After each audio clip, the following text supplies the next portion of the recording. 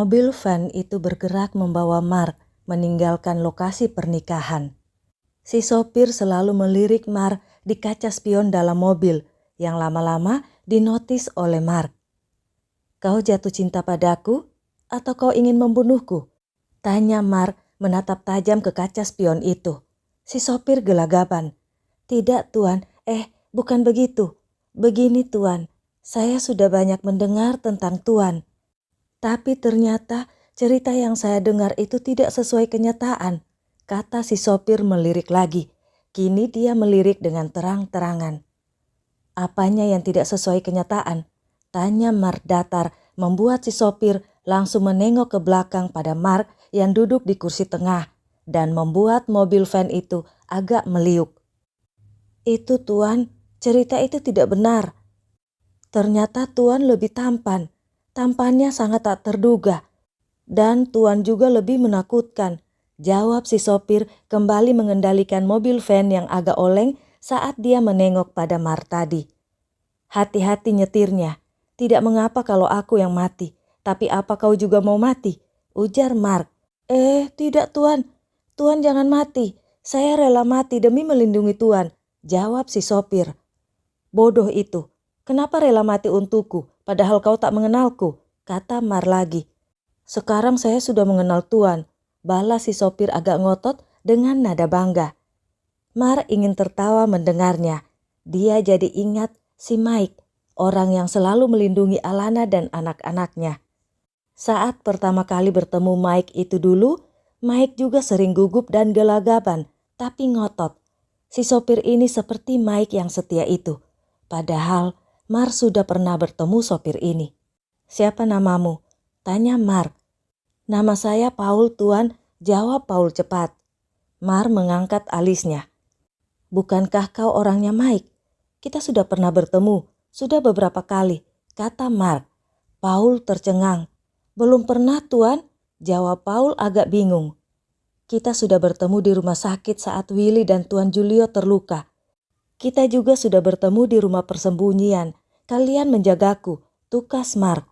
Paul tambah tercengang. "Maksud tuan, orang yang di rumah sakit dan tempat persembunyian itu adalah tuan?" "Terlihat sangat beda tuan, tidak setampan Anda saat itu," jawab Paul melirik kaca spion lagi. "Sudahlah, kau takkan kaya karena memujiku terus. Kita kembali ke tempat pesta tadi. Aku ingin bertemu anak-anakku," kata Mark. "Jangan tuan, itu berbahaya," cegah Paul. "Ada kau dan teman-temanmu. Aku percaya kalian bisa menjaga kami," jawab Mark. "Kalau begitu kita ganti mobil dulu tuan," kata Paul. Mark tersenyum, memuji dalam hati kecerdikan dan ketelitian Paul itu. Kalau dia kembali ke tempat pernikahan itu dengan mobil van, bukankah penyamarannya dan Raka bisa ketahuan? Mark pun muncul di pesta itu, mengagetkan Hans. Kehadiran Mark itu juga mulai membuka rahasia yang disimpan Pedro tentang Lily yang bukan anak Hans. Hans seperti tidak menyadari walau Pedro sudah mengatakannya. Tapi Rio mendengar perkataan Pedro itu dengan jelas.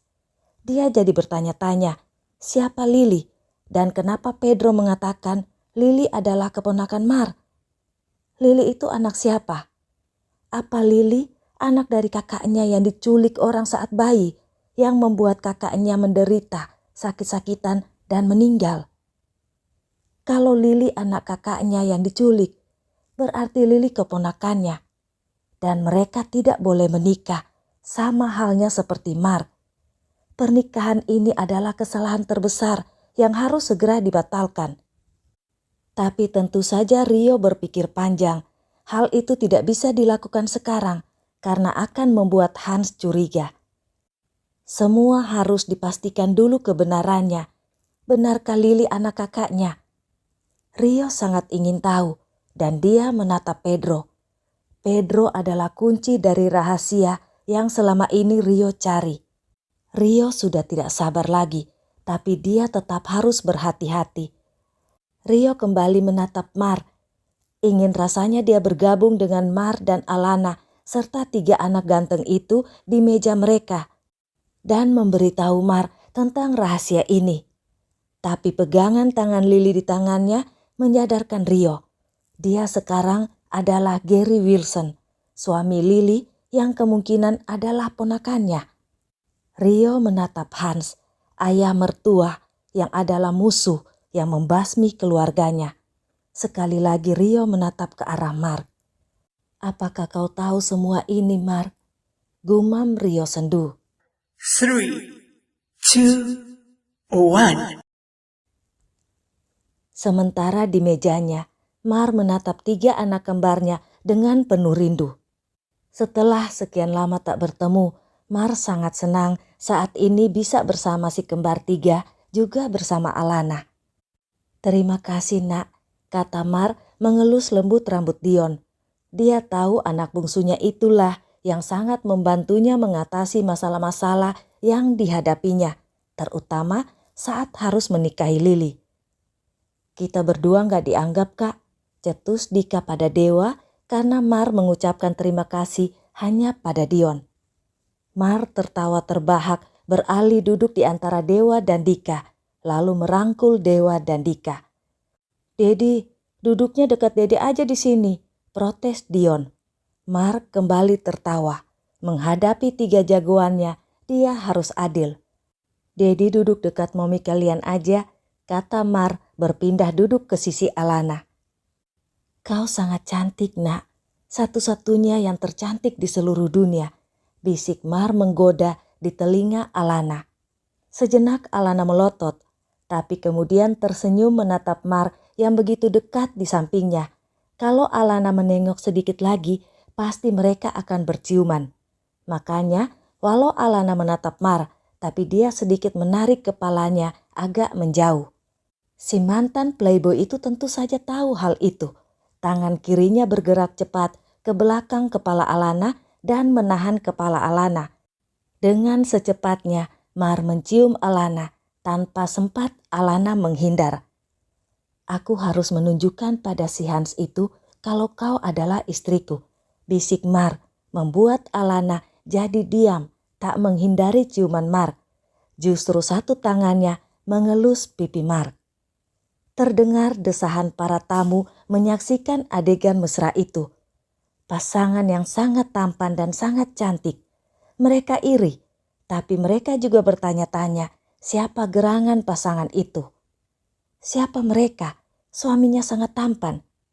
Lalu yang lain berkata, "Dulu pernah ada si tampan yang terkenal playboy di negara Asia, tapi dia sudah meninggal. Sepertinya laki-laki ini bisa jadi penggantinya." Dan yang lain nyeletuk, "Siapa dia? Aku tak mengenal mereka." Yang lain juga berkomentar, "Wanita itu sangat beruntung, punya suami dan anak-anak yang sangat tampan." Walau berupa bisik-bisikan, tapi hampir semua tamu membicarakan hal yang sama. Sudah jelas bisa didengar oleh Pedro dan semua yang ada di atas pelaminan. Lily pun mendengarnya dan mencari objek yang jadi topik tersebut. Matanya terbelalak.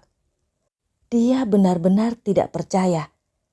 Saat dia masih berumur 6 atau 7 tahun, dia paling senang melihat laki-laki yang tampan dan dia sudah berhayal punya pangeran seperti di film-film dongeng yang ditonton ataupun yang dibacanya.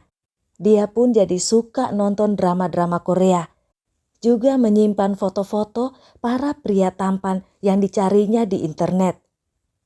Suatu hari saat dia mengantar ayahnya ke bandara, dia melihat seorang pria yang sangat tampan. Lily bahkan agak cuek dengan lambaian ayahnya karena tak mau kehilangan jejak pria tampan itu. Setelah ayahnya Hans tak terlihat, Lily mencari dan melihat pria tampan itu bersama beberapa pria tampan lainnya memasuki sebuah lounge. Lily pun ikut masuk. Dia duduk di sofa di samping sofa yang diduduki pria tampan dan teman-temannya itu. Itu sebabnya Lily jadi tahu nama pria tampan yang membuatnya terpesona itu.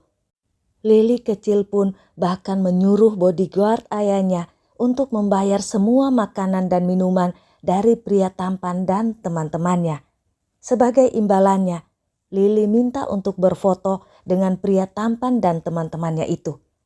Sejak itu, Lily menyimpan foto itu dan sering melihat serta mengelus foto itu saat dia mau tidur. Dia juga membanggakan foto itu pada teman-temannya. Dan Lily sangat patah hati saat tahu pangeran itu meninggal karena kecelakaan. Lily menangis sampai matanya bengkak, tidak makan berhari-hari walau semua makanan kesukaannya dibelikan oleh teman-temannya. Lily sangat patah hati dan tak pernah jatuh cinta pada laki-laki manapun lagi sampai ayahnya mengenalkannya pada Gary Wilson. Lily sama sekali tidak tahu dan tidak akan mengira kalau Gary Wilson itu adalah Mark, si pangeran masa kecilnya yang sudah membuatnya patah hati. Apa yang terjadi selanjutnya?